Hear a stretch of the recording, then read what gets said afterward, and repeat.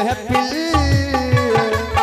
मेरे काम की नहीं, मेरे काम की नहीं दुनिया।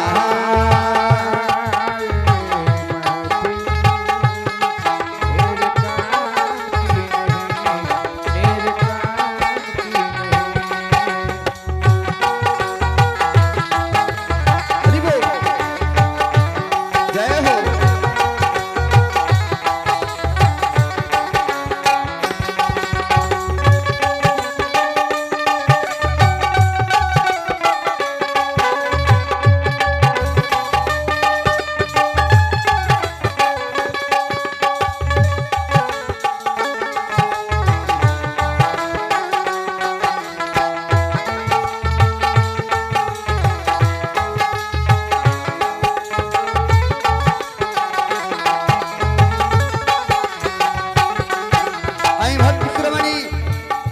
राजा कुमार की तरफ से देखी 10 रुपया की दान परमात्मा के दरबार में।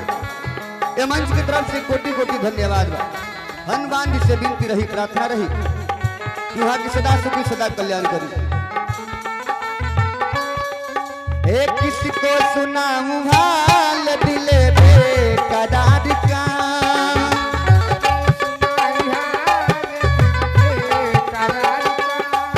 आरे बुझता हूँ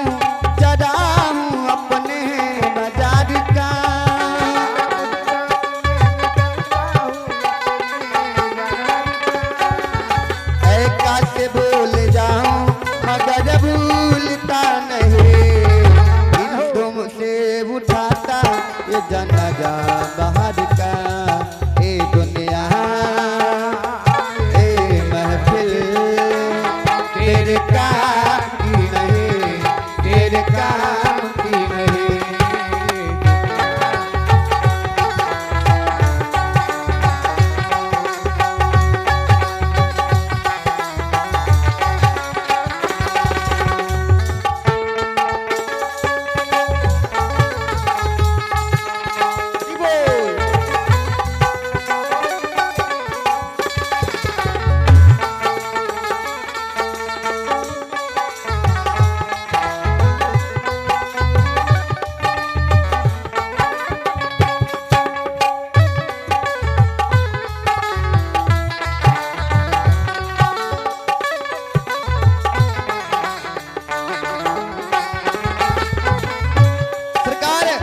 विभीषण जी महाराज चलल बनी राम जी के शरण में।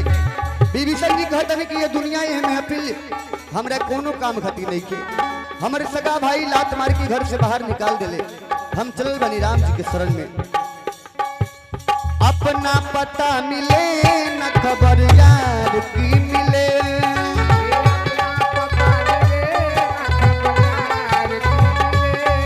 और दुश्मन को भी न ऐसी सजा प्यार की मिले।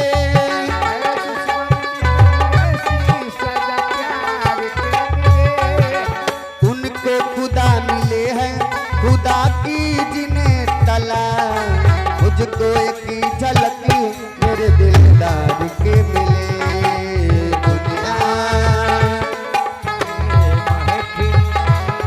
मेरे काम की नहीं, मेरे काम की नहीं।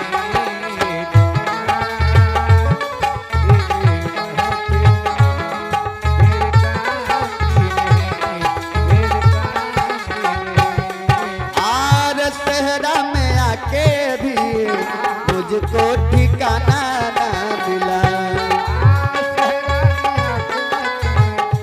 मुझको ठिकाना